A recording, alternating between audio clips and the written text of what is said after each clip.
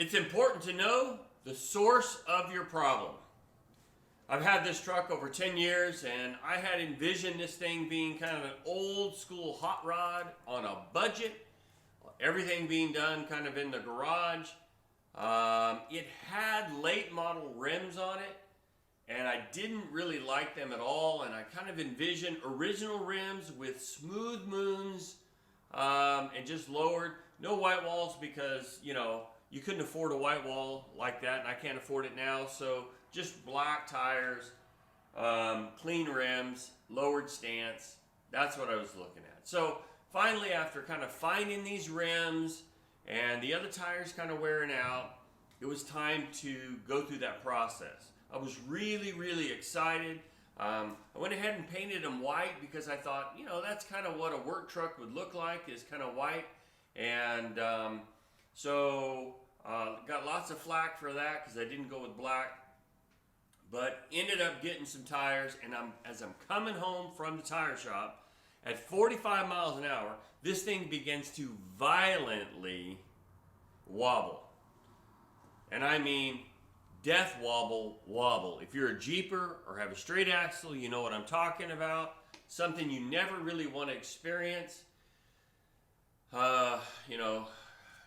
Oscillating the brake takes care of it. That's nice, but it doesn't take care of it for good. So I came home, called the tire shop. They said, bring it back. We will check the balance to make sure they're balanced. I've had this problem before where they don't balance them right. Went back and they said they're fine. Began to look online, talk to people. People asked me, what kind of condition are your rod ends in? So I replaced the rod ends. That didn't fix it. Others were saying, how old are your shocks? Well, it's an old truck. I don't know. So I replaced the shocks, put really good shocks on it. Still had the same problem. Then a friend of mine says, why don't you put the old rims and tires back on and see if it goes away? Well, I thought I've got brand new tires. They're perfectly balanced. Okay. So I put them back on. No death wobble. Totally fine. So I thought, I wonder if it's both or one. So I began to just run one at a time.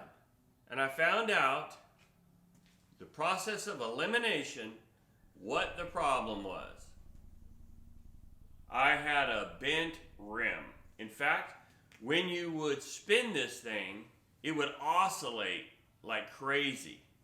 Somebody must have gotten to a wreck with it, hit a curb, I don't know, but it's not straight. So I was able to get one from a neighbor, found out it was the wrong width, traded it with a guy in Pixley, get the truck back on the road with 4 rims that looked the same. But it was a long process before I realized what the problem was. Now it seems really simple. Seems like, boy, I should have figured that out, but it took me a while. In our devotional today, we kind of have the same problem. Is Job's friends been trying to diagnose what's been going on, and what you find is their theme has been that there has been something that he has done. There's sin in his life that's causing God to discipline him. And so this is the process of thinking that they're going through. It's a tie rod. It shocks. Never did it occur to them it could be the enemy. That this could be God permitting this, that he might be testing him. And so this process that we're seeing is really unbeknownst to Job. But there's a couple of things that Job does, and they're really important, and I think that we need to understand this, is number one, he believes that God is God. And that has got to be just really center in our life, is God is God. And the second thing is, I am not. What does that mean? Well, if God is God, that means he is in control of all things. He knows all things. I am not. I am not in control.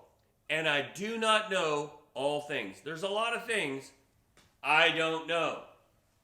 I'm trying to figure it out. And I know you are too. And so if we'll let God be God, and we'll realize that we don't know it all, boy, that really changes things. So, God's in the driver's seat. I am not. I don't need to be a backseat driver. I need to understand that God has got us on a journey. And we need to go with God on that journey. Trust in Him. Trust the process that He's taken us through. And realize He is meaning it for our good and His glory. May God bless you as you read through these. I want to encourage you to continue on. This world has a way of just pushing us down with these narratives that they push over and over and over. It gets rather exhausting. But I want you to know that we are in prophetic times and God is bringing about the truths of His word. So I want to encourage you, trust God, let God be God, and realize we are not. We'll see you tomorrow.